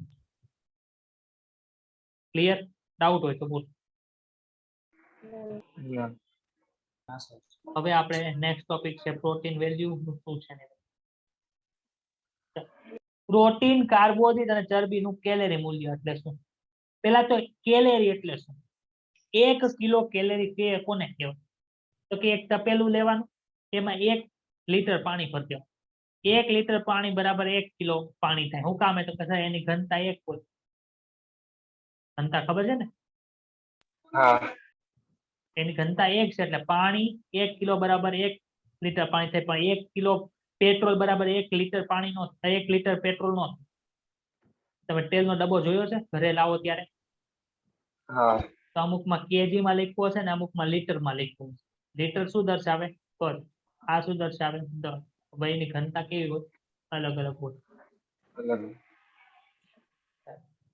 1 કિલો કેલેરી એટલે શું? તો કે સર 1 કેજી પાણી. ભાઈ હું કઈ મૂર્ખો નથી થઈ ગયો કઈ 1 કેજી લઉં. સર પાણી તો લીટરમાં વપરાય પણ કેક પાણી છે એ કિલોમાં હાલે. એક તપેલું લીધું, વજન કર્યો, 1 કિલો પાણી નાખ્યું. થર્મોમીટર થી એની અંદર બોળી દીધું. ખબર પડી કે 42 ડિગ્રી ટેમ્પરેચર છે. તો હવે ગેસનો ચૂલો શરૂ કરવાનો. ઉપર શું કરવાનું? થર્મોમીટર રાખવાની. 42 ડિગ્રી 43 ડિગ્રી થાય. કેટલા અંશ સેલ્સિયસ તાપમાન વધ્યું? હવે માપવાનું કે કેટલી ઉર્જા આપણે એને આપી ત્યારે 1 સેલ્સિયસ તાપમાન વધ્યું. તો કે સર જેટલી ઉર્જા આપવાથી પાણીનું 1 કિલો પાણીનું તાપમાન 1 અંશ સેલ્સિયસ વધે એટલી ઉર્જાને શું કહેવાય? 1 કિલો કેલરી કહેવાય. પડી? હા. હવે એક બોમ્બ કેલોરીમીટર નું સાધન આવે. આની અંદર શું થાય ખબર? તો તમે આની અંદર જે ખોરાક બાળો ને એનાથી ઉર્જા જે પ્રાપ્ત થાય એને શું કહેવાય? બોમ્બ કેલોરીમીટર ની અંદર જે થાય એને શું કહેવાય? ગ્રોસ એનર્જી અથવા તો ગ્રોસ કેલરિક વેલ્યુ કહેવાય. તો કે 1 ગ્રામ ખોરાકને બોમ્બ કેલોરીમીટરમાં સંપૂર્ણ દહન કરાવો ને એનાથી જે તમને ઉર્જા પ્રાપ્ત થાય એને શું કહેવાય? ગ્રોસ એનર્જી વેલ્યુ અથવા તો ગ્રોસ કેલરિક વેલ્યુ. ગુજરાતી યાદ રાખવું. ગુજરાતી નો યાદ રાખો કઈ નહીં, ઇંગ્લિશ યાદ રાખો કેમ કે તમે ગુજરાતીનું ફોર્મ ભરશો હારો ઇંગ્લિશ આપે જ છે. એવું સર્ચ કરી લો. ગ્રોસ એનર્જી વેલ્યુ અથવા તો ગ્રોસ કેલરી વેલ્યુ તરીકે ઓળખવામાં. ભાઈ તમે 1 ગ્રામ કાર્બોદિત ને બાળી આવો કેટલી ઉર્જા મળે? 4.1 કિલો કેલરી મળે. પ્રોટીન ને ન્યા જઈને બાળી આવો તો કેટલી ઉર્જા મળે? 5.65 કિલો કેલરી મળે. ચરબીનું 1 ગ્રામ બાળી આવો તો 9.45 કિલો કેલરી મળે. સૌથી વધારે ઉર્જા કેમાંથી મળી? ચરબી. ચરબી. પડી? ગ્રોસ એનર્જી વેલ્યુ હા, અથવા સર. તો ગ્રોસ કેલરિક વેલ્યુ એટલે શું? તો કે સર બોમ્બ કેલોરીમીટરમાં બાળવાથી જે ઉર્જા ઉત્પન્ન થાય એને કેમ? સર આપણે તો ચરબીની બધું ખાઈએ છીએ તો ચરબી એને બાળવાથી કેટલી ઉર્જા પ્રાપ્ત થાય આપણા શરીરમાં એ જાણવું હોય તો હાલો પાછળ આપ્યું છે. 1 ગ્રામ ખોરાકનું શરીરમાં દહન કરવાથી જે ઉર્જા ઉત્પન્ન થાય એને ફિઝિયોલોજીકલ વેલ્યુ ઓફ ફૂડ કહેવાય. ખોરાકને તમે 1 ગ્રામ અત્યારે ગ્લુકોઝ ખાઈ ગયા. 1 ગ્રામ ગ્લુકોઝ છે એ માઇટોકોન્ડ્રિયામાં જઈને માઇટોકોન્ડ્રિયામાંથી કેટલા એટીપી બનાવી કેટલા હશે? એનાથી જે તમે કાર્ય કરો એ કેટલું હોય? 4 કિલો કેલરી જેટલું. તમે ખબર? અત્યારે તો ઓલી સ્માર્ટ વોચ આવે તમે પહેરીને હાલતા હોય તમને ખબર પડે કેટલા સ્ટેપ આયલા એટલા કિલોમીટર આયલા એટલી ઉર્જા તમે બાળી. હા. કઈ રીતે ખબર? આ રીતે. તો તમે કાર્બોદિતનું 1 ગ્રામ ખાઓ તો તમને શરીરમાં કેટલી ઉર્જા ઉત્પન્ન થાય? 4 કિલો કેલરી ઉત્પન્ન થાય. પ્રોટીન ખાઓ ને એનું 1 ગ્રામ બાળો તો કેટલી ઉર્જા મળે? 4 કિલો કેલરી મળે. ચરબી છે એ 1 ગ્રામ ખાઓ તો કેટલી ઉર્જા મળે? 9 કિલો કેલરી મળે. જે ગ્રોસ કેલરી વેલ્યુ કરતા કેવી છે? ઓછી છે. કેમ કે આપણે આમાં અમુક ઉષ્મા ઉર્જામાં ઉડી જાય ને પૂરેપૂરું કામમાં આવે નહીં. ખબર પડી? તો કેટલું છે યાદ રાખજો. કેવી રીતે યાદ રાખજો? ઓલું તો યાદ રહી જાય 4.1 યાદ રહી જાય ને ડાયરેક્ટ. 4 પછી શું આવે ભાઈ? 5. 5 આવે તો જો 5 લખાય અમે આ પ્રોટીનની કેલરીક વેલ્યુ શીખવાડું છું. 5 પછી 6 તો અહીંયા 5 હેડ છે તો પાછો 5 અહીંયા આવશે. પ્રોટીન યાદ રહી જાય. હા. ચરબીને કેમ યાદ રાખ? ઉપર 4 છે નીચે 5 છે. 4 4 + + 5 5 એટલે 9. પછી અહીંથી 4 લીધું એને ઉપાડીને અહીંયા મૂકી દીધો. અહીંથી 5 લીધું એને ઉપાડીને અહીંયા મૂકી દીધો. યાદ રહી જાય ચરબીનું કેલરીક વેલ્યુ. યસ. હા પ્રોટીનમાં તો પછી આપણે શરીરની અંદર તો આવેલું છે 4 4 9. મત યાદ રાખવાનું નથી. ડાઉટ? અનિયમિતતા. શું અનિયમિતતા છે આપણા શરીરની અંદર? ભાઈ અહીંયા બળતરા છે ને ચેકી નાખે. જો બળતરા લખી ત્યાં લખી નાખ ઇન્ફ્લામેશન અથવા તો સોજો આવું. તમે ઇન્ફ્લામેશન શબ્દ સમજશો. ઇન્ફ્લામેશન એટલે કે બળતરા નો. ઇન્ફ્લામેશન એટલે શું થાય? સોજો આવો. તમારા શરીરની અંદર કોઈ પણ જગ્યાએ સોજો હોય ને એમાં એવું કે ઇન્ફ્લામેશન થયું છે. તો પાચન માર્ગની અંદર જે સોજો આવે કોને લીધે આવે? તમને ખબર ને? લીવરમાં સોજો આવી ગયો, જઠરમાં સોજો આવી ગયો, સાંભળ્યું છે ને આવું? હા. એમાં જે સોજો આવે કોને લીધે? સર ચેપના લીધે. કોણ ચેપ લગાડી જાય? ભાઈ તો કે બેક્ટેરિયા ખાવામાં આવી ગયા હોય, તો વાયરસ આવી ગયા હોય. બીજું આપણા શરીરની અંદર એવા રીતે રહેતા હોય પરોપજીવી. પરોપજીવી શું કરે? બીજાના શરીરની અંદર રહીને એને નુકસાન પહોંચાડે, પોતે ફાયદો લે એને પરોપજીવી કહેવાય. તો આપણા આંતરડાની અંદર પરોપજીવી રહે. કેવા? પટ્ટી કૃમિ, રિબિન જેવા લાગે, ગોળ કૃમિ, તંતુ કૃમિ એટલે કે તંતુ જેવા, અંકુશ કૃમિ, હૂક જેવા. આપણે અંકુશ બેક્ટેરિયા જોઈએ તો ખબર છે? વિબ્રિયો બેક્ટેરિયા અંકુશ જેવો આકાર આવે. પીન કૃમિ, આવા બધાના ચેપને કારણે પણ થાય છે. તમને બધાને જોન્ડિક્સ ખબર છે? જોન્ડિક્સ એટલે શું થાય? કમળો. કમળો. કમળો. ભાઈ તાવ આવો ને રોગ નથી. તાવ ઘણા બધા રીતે આવે. ટાઇફોઇડ થયો હોય તો આવે, સ્વાઇન ફ્લુ થયો હોય તો તાવ આવે, કોરોના થયો હોય તો તાવ આવે. એટલે તાવ છે ને એ એક કન્ડિશન છે કે આપણા શરીરની અંદર કંઈક થયું હોય ને એને લીધે કન્ડિશન ઉત્પન્ન થાય ને શું કહેવાય? તાવ કહે છે. એમ પીળીઓ એટલે કે કમળો છે ને એ રોગ નથી, એક કન્ડિશન છે કે જ્યારે જ્યારે યકૃત ઉપર કાંઈ પણ રોગ થાય ને એટલે કમળો થઈ જાય. એટલે જોન્ડિસ ઇઝ અ કન્ડિશન. એવું તમે ભણશો પછી આગળ. તો પીળિયાની અંદર શું થાય? તો કે એમાં યકૃત છે એ નુકસાન પામે. એટલે આપણે જે ઓલા પિત્ત રંજકો જોયા હતા ને, ક્યાં ક્યાં હતા? બિલીરુબિન ને બીલીવાળી અને બીલીવાળી. ઈ તૂટે. એમાંથી જે ભાગ છે એ યકૃત દ્વારા શોષાઈ જવો પડે, પરંતુ યકૃત ઇન્ફ્લામેશન થઈ ગયું, એમાં સોજો આવી ગયો એટલે શોષી ન શકે, એટલે બધું જાય ક્યાં? લોહીની અંદર. આથી ત્વચા આપણને પીળી બતાય ને આંખ હોય આપણને પીળી બતાય. પેલા આંખ પીળી બતાય, પછી જો હજી સારું ન થયું ચામડી પછી પીળા રંગની થવા મળે. ઉલટી. ઉલટી થાય ને ઘણી બધી વખત, ઘણી બધી કારણથી. તો ઉલટી એટલે શું? તો કે જઠરમાં જે કાંઈ પડ્યું હોય એ બધું મોઢા દ્વારા બહાર નીકળે, એને ઉલટી કે વોમિટિંગ કહેવાય. એનું નિયંત્રણ ક્યાંથી થાય? તો આપણા મગજની અંદર લંબ મજ્જા આપેલી છે. લંબ મજ્જા શું છે આપણે ડિટેલમાં 21માં ચેપ્ટરમાં ભણશું. તો ઈ લંબ મજ્જાની અંદર એક સેન્ટર આવેલું હોય જેને વોમિટ સેન્ટર કહેવાય. લંબ મજ્જાને મેડ્યુલા કહેવાય. ઇંગ્લિશ શબ્દ ખાસ યાદ રાખો. મેડ્યુલાની અંદર જે પ્રેઝન્ટ હોય વોમિટ સેન્ટર, એના દ્વારા ઉલટીની ક્રિયાનું નિયંત્રણ થાય. ઉલટી થવાની હોય ને એમ પહેલા ઉબકા આવવા મળે. આપણા મોઢાની અંદર નીકળી લાળ રસ જમા થઈ જાય. શું કામ લાળ રસ જમા થાય ખબર? કે અંદરથી બધું એસિડિક આવશે ને, આપણા શરીરમાં જે બધું એસિડ આવશે ને એ આપણા મુખ ગુહાની અંદર જે ભાગ છે ને, મુખ ગુહાની અંદર મ્યુકોઝલ લેયર અને ગાલની અંદરનો જે ભાગ બતાવે એ બધા મ્યુકોઝલ લેયર છે, એટલે કે શ્લેષ્મ સ્તર. એને નુકસાન ન પહોંચે એટલે લાળ રસ જમા થાય. ક્લિયર? ડાયરિયા આપણને બધાને ખબર છે, ઝાડા થઈ ગયા એમ કહીએ. શું કામ થાય?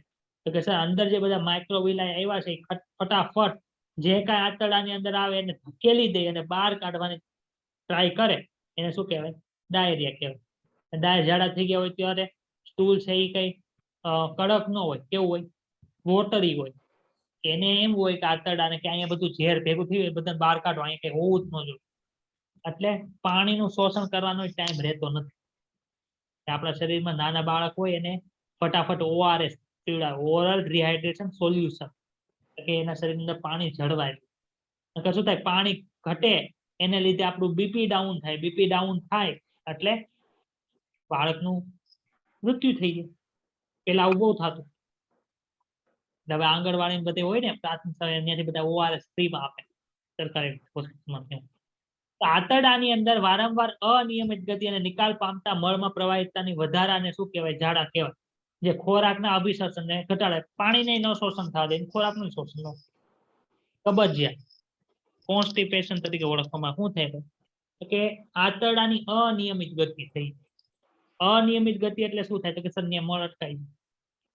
માનો કે તમે પાણી જ નથી પીતા, પાણી ન પીવો એટલે શું થાય, આંતરડામાંથી તો પાણી શોષાવાનું જ છે, એટલે મળ છે ઘટ થઈ એટલે આંતરડાની અંદર હલવાઈ જાય. આપણે કોળીઓ કરતા હતા ત્યારે ખબર પેરિસ્ટાલ્સિસ મોમેન્ટ થતી હતી.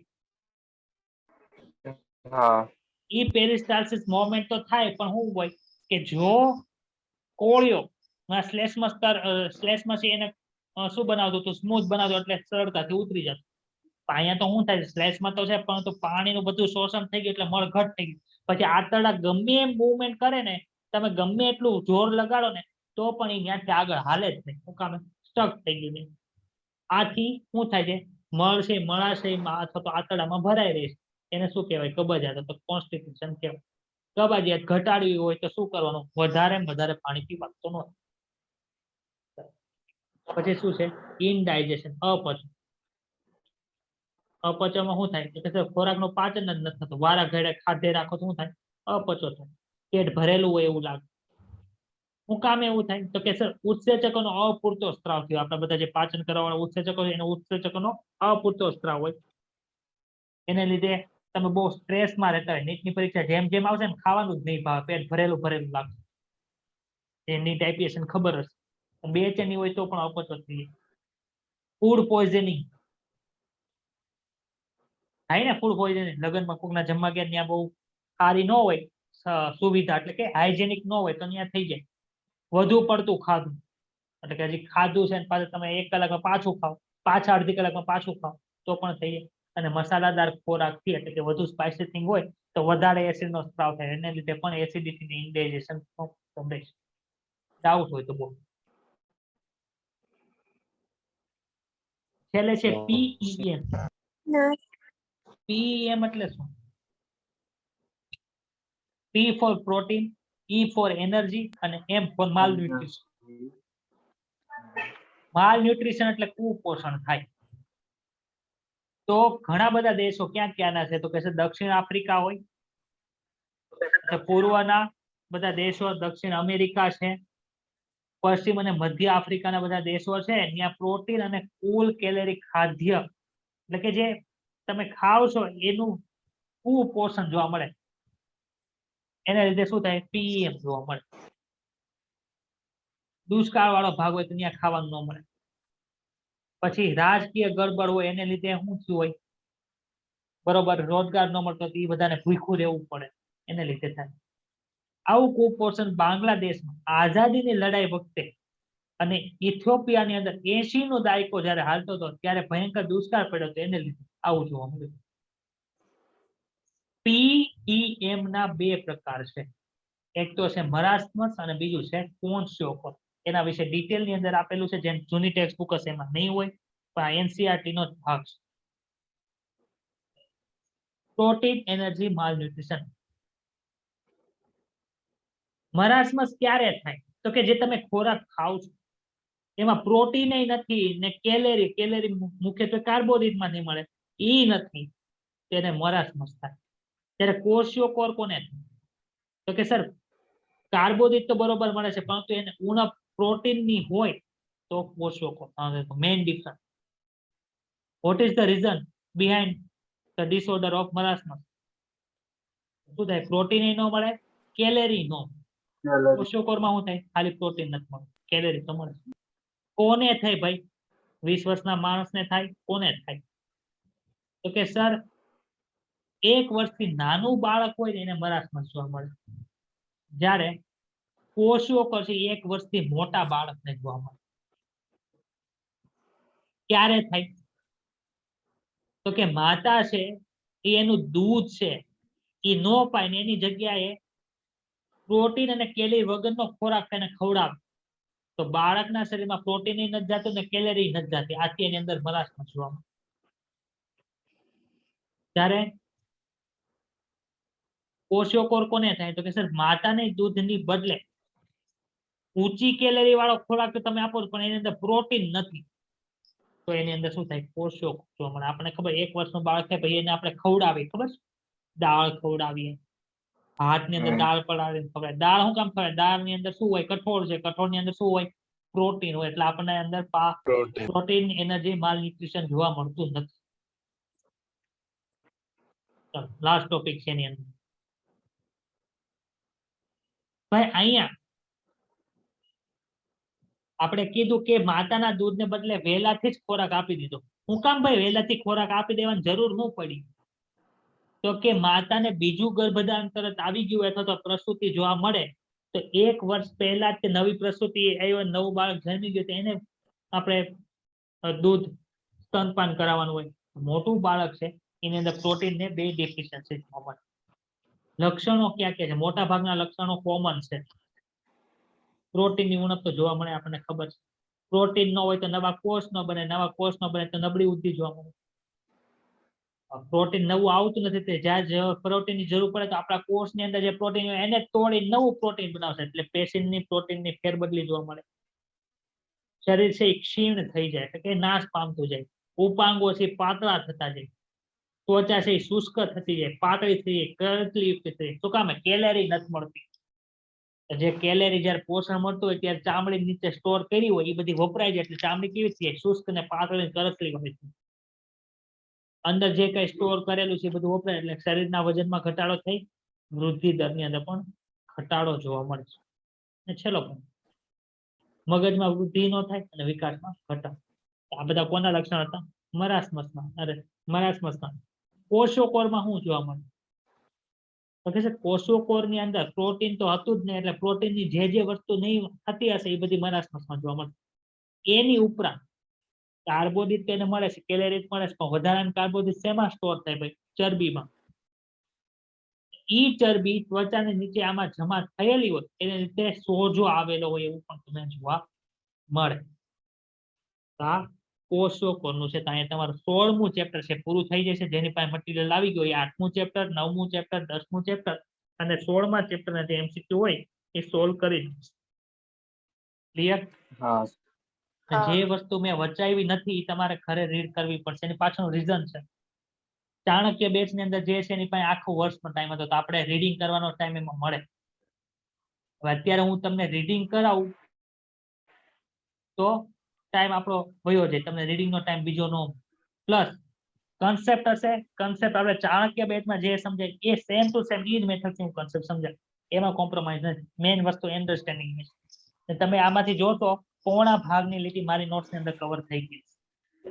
જે નો થયું તમારે રીડ કરવાની ઇમ્પોર્ટન્ટ નહીં હોય. એટલે હશે તે ઇમ્પોર્ટન્ટ પણ તે તમને ડાયરેક્ટ સામાન્ય ખબર આવી જાય એવી લેન હશે, સિગ્નેચર લાવી નહીં.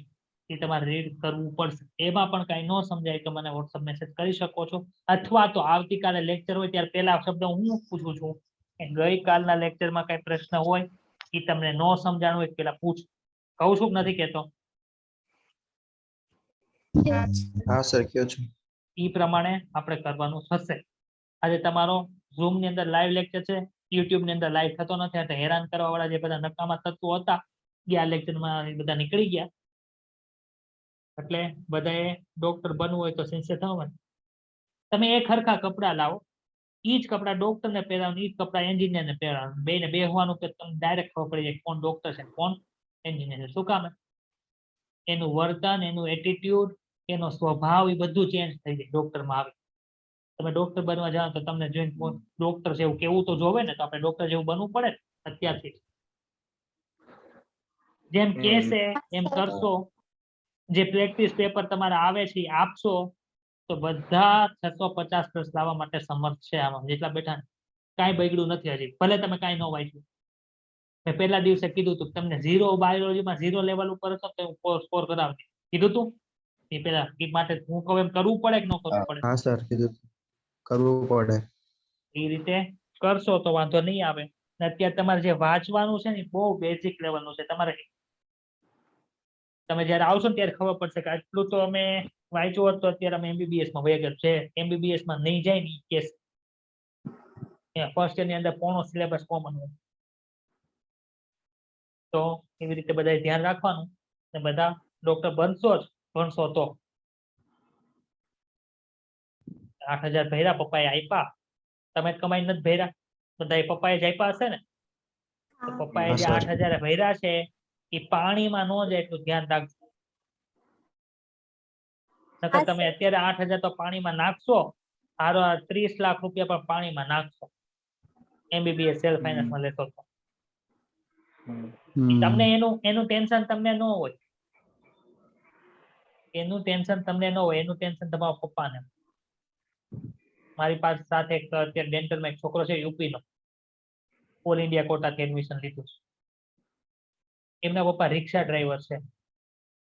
20,000 ની ફી ભરવા માટે એમને લોન લીધી છે. તેના પપ્પાને કેટલું ટેન્શન છે કે તમને સમજાય છે?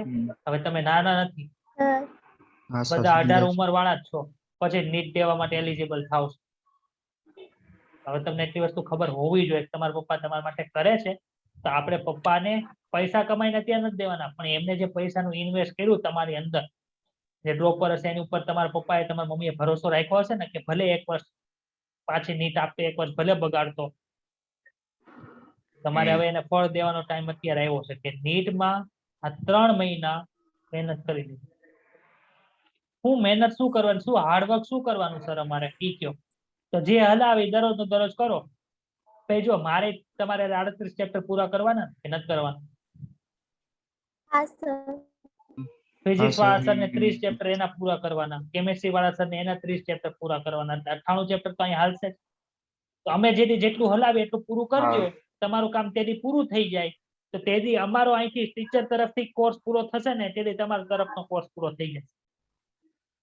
કોર્સ પૂરો થાય તમારે માથાકૂટ જ નહીં, પણ એવો નિયમ એક રાખવો કે આજે ચલાવ્યું છે પૂરું નહીં થાય ત્યાં લગી પૂછ નહીં. ને એવી ગધા મજૂરી નથી કરવાની કે ખાલી 2 કલાક કોઈને 22 કલાક વાંચવું. એવી ગધા મજૂરી નથી કરવાની. 6 કલાક કોઈ જ જવા, તમને જે અનુકૂળતા હોય, 5 કલાક, 6 કલાક, 7 કલાક. 7 કલાકની 8 કલાક નો થવી જોઈએ, 5 કલાકની 4 કલાક નો થવી જોઈએ. તમારી પાસે જે લેક્ચર નો ટાઈમ છે વધીને 5 કલાકના લેક્ચર આવતા, એનાથી વધારે લેક્ચર નહીં આવતા હોય. ઈ 5 કલાક સિવાયનો જે ટાઈમ છે ટીવી જોવામાં, સિરિયલો જોવામાં, વેબ સિરીઝ જોવામાં ન વાપરો. કેમ કે વેબ સિરીઝ વાળા પૈસા તમારી પાસે લઈ જાય, એ તમને ડોક્ટર બનાવવા નહીં આવે, પણ તમારા પપ્પાએ તડકામાં મજૂરી કરી જે કઈ કામ કરતા હશે ઈ પૈસા અત્યાર સુધી કમાણા છે ને, તો હવે આપણી રિસ્પોન્સિબિલિટી બને કે પપ્પાએ જે પૈસા ઇન્વેસ્ટ કર્યા એનું આપણે એમને વળતર આપવું. કેવી રીતે વળતર આપવાનું? તો કે અત્યારે જે ટેસ્ટ લેવાય તમને આવડે છે, તમે શીખા, તો એ ટેસ્ટ ની અંદર સારા માર્ક લાવો. જે વિદ્યાર્થી આજથી ટેસ્ટ આપવાનું શરૂ કરશે ને એના 80% માર્ક લઈ આવશે, એના નીટમાં મોર દેન 80% માર્ક હશે. કેમ કે અહીંયા પેપર અઘરું નીકળે, હેલું નીકળે ને મીડિયમ નીકળે, 3 રેન્જની તમને પ્રેક્ટિસ કરાવવાની હોય, એટલે 3 રીતનું પેપર નીકળશે. નીટનું પેપર તો આ 3 કસોટીમાંથી પાસ થઈને ગયા હોય ને તો એમાં નો.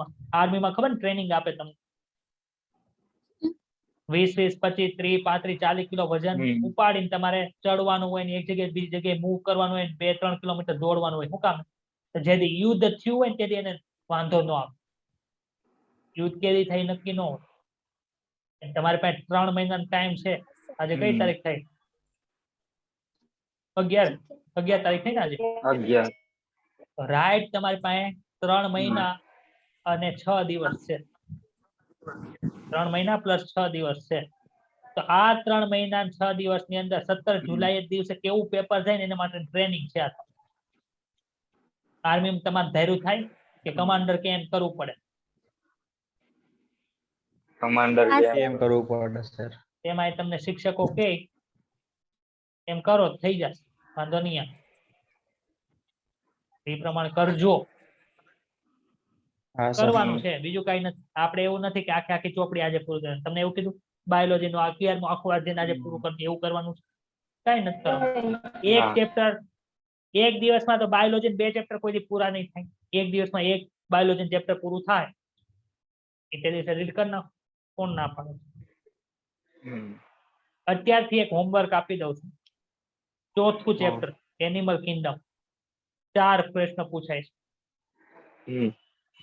ઈ 4 પ્રશ્ન 3 પ્રશ્ન માંથી 2 પ્રશ્ન 3 પ્રશ્ન તો વૈજ્ઞાનિક નામના છે. તો આજે એક ચાર્ટ બનાવવાનો છે તમારે અનુકૂળતા હોય ત્યારે. અને ચોથું ચેપ્ટર છે એનો વારો 22 ચેપ્ટર પૂરા થાય પછી ઓલા 3 ચેપ્ટર પૂરા થાય પછી આવશે. તો કરવાનું શું? ચાર્ટ શેનો બનાવવાનો? એક્ઝામ્પલ, કે આનું એક્ઝામ્પલ શું, આનું એક્ઝામ્પલ શું, આનું એક્ઝામ્પલ શું, ઈ જોવા. કરવાનું કઈ રીતે યાર ખબર? સવાર જમવા બેહો ને, બધા ઘરે રહી છે કે હોસ્ટેલમાં રહી છે? આમાંથી કોઈ ઘરે. સવારે જમવા બેહો તો ભૂખા પેટની દવા પીવાની હોય કે ન પીવાની હોય? પીવી પડે ને સારું થવું હોય હા. તો. સવારે જમો, નાસ્તો કરો, બપોરે જમો, અને સાંજે જમો. ઈ પેલા બધા ઉદાહરણ ખાલી જોવાના છે. ઓકે, સછિદ્ર ની અંદર શું આવતું હતું? આ ઉદાહરણ હતા. કોષાંતરી ની અંદર કોણ કોણ ઉદાહરણ હતા? આ. પછી કંકક ધરામાં ક્યાં ક્યાં ઉદાહરણ હતા? આ. સૂત્રકૃમિમાં ક્યાં હતા? આ હતા. પૃથુકૃમિમાં આ. ખાલી એમને જોવાનું જ. જોતા કેટલી વાર લાગે? 5 મિનિટ થાય? 5 મિનિટ ઇન્વેસ્ટ કરો તો દરરોજની કેટલી મિનિટ તમે ઇન્વેસ્ટ કરો છો? 15 મિનિટ ઇન્વેસ્ટ કરો છો ને. 5 સવારે, 5 બપોરે, 5 સાંજે. જે આજે બનાવશે એનું ગેરંટી મારીને કહું છું, જેથી ચોથું ચેપ્ટર હાલશે ને ત્યારે મારી પેલા વૈજ્ઞાનિક નામ તમે બોલશો. બધાને ઈ જ અઘરું પડે ને. આપણી પાસે વૈજ્ઞાનિક નામ કરવા હાટું 25 દિવસ છે. 25 ગુણ્યા 5 મિનિટ, એટલી મિનિટનું તમે ઇન્વેસ્ટ કરશો. તમે માનો કે એક આરે તમે વાંચવા બેઠા હો, તમે વૈજ્ઞાનિક નામ કરવા હાટું 125 મિનિટ કોઈ દી આપશો? 125 મિનિટ એટલે 2 કલાક. 2 કલાકમાં તમે વૈજ્ઞાનિક નામ યાદ કર્યા હોય ને ભૂલાઈ જાય બીજે દિવસે. તો આપણે એવી રીતના 5 મિનિટ આજે સવારે, 5 મિનિટ બપોરે, 5 મિનિટ સાંજે, એટલે 15 ગુણ્યા 25 મિનિટ કરશો એટલી મિનિટ તમે વૈજ્ઞાનિક નામ માટે આપવાની છે. તમારે એ ચેપ્ટર માંથી એક એક ક્વેશ્ચન ખોટો નહીં. મેં ત્યાં ડેન્ટલમાં એડમિશન લીધું. મેં નીટ આપી હશે ને આમ કે નહીં આપી હોય? મને ઓળખતા હતા મને આપી દીધું એડમિશન. મારા ફિઝિક્સ ની અંદર માર્ક 18 છે 2021. મને ફિઝિક્સ નથી આવડતું. મારે જરૂરી નહોતું, કેમ કે મારે ખાલી BHMS માંથી BDS માં ફેરવવાનું હતું. BHMS તો કરતો જ તો. એમાંથી ટ્રાન્સફર કેમાં કર્યું? BDS માં. કેમેસ્ટ્રી માં 68 માર્ક હતા અને બાયોલોજી માં કેટલા હતા? 346 આઉટ ઓફ 360. કેમ કે મેં વૈજ્ઞાનિક નામ પાકા કરીને હું નહોતો ગયો, મને કંટાળો આવતો હતો. વૈજ્ઞાનિક નામ પાકા ન કર્યા એટલે એના આધારે જે પ્રશ્ન પૂછાય એ મને ન આવડ્યા. ખોટા લખે તો માર્ક્સ ઉડી જાય ને પાછા આપણે. એટલે ઈ તમે ગણી લેજો કેટલા હતા. એટલા ક્વેશ્ચન મેં નહોતા કર્યા, બાકી બધા નથી ખોટા નહોતા. મને આવડે છે એટલે હું લાવી શકું છું. તમે ભણ્યા કોની પાસે? જેને આવડે છે એની પાસે. તો તમારે આવે કે ન આવે? બરોબર. એટલી મહેનત કરવાની છે. બધાને ગુડ નાઇટ. Good night. કાલે 6 વાગે આવી. ઓકે.